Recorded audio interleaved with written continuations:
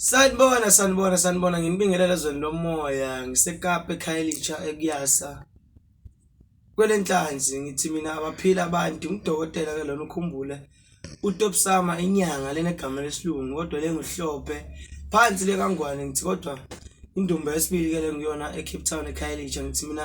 izinto zenzeka lengizophamisa nje kakhulu lo ngamandla ukuthi abantu ngoDisemba manje siyinyanga yokugcina ku2020 kusukela isimo simbi ekuqaleni kwenyanga ngithi manje izinto sengizenze kakhulu ebantwini umfana lodumile lwaziwako losiza abantu longakubelieve longathi ngombona nje ukuthi hayi kumfana losemusha lona ngiyazenza izinto ngiyakugaya ngithi namanje asibe safe kulo December isikhathi sokuthi nami njengoba kuyi23 ngiphume ngiye khona ekhaya ke ngiyobabona hlala emndeni yethu ngithi kubaleke kakhulu usuku manje esizohlangana nalo la nge25 ngoba lusuku lolusibusiso lokukhuluma lokunengi ukuthi ngoba uJesu wasifela ngendlela zonke ngithi namanje sihambeni sohlala emndeni yethu labashayela endleleni siphephe sibe safe singakuvumeli wena buse kakhulu uphatha lesandla sami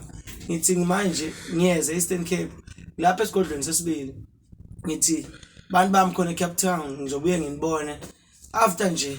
naso December lona soseqaleni sebese siyabonana baphila abantu ngithanda nonke nje nijabule niphile nabaphatha lezandla nje ngithi hayi ngijabula kakhulu ukuthola ukuthi konke kuhamba kahle soqhubeka ke sisebenzeke ngithi manje ngiyafumaneka nje bangizobe ngale for i-appointment ku-083 5969 096 ukhumbuleke dokotela ihlophe dokotela Mr Topsama lona umfana semusha kakhulu kodwa lo segile izimanga gilela abantu labanengi kwelaseKapa nelase Eastern Cape ngithi nawe lapho khona subscribe lapho kuleyo YouTube channel Topsama isangoma sezulu sibingelela kulonke nibe right koma UK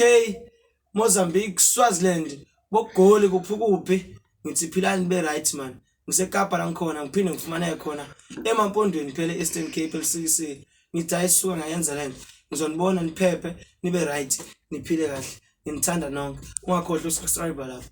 amen.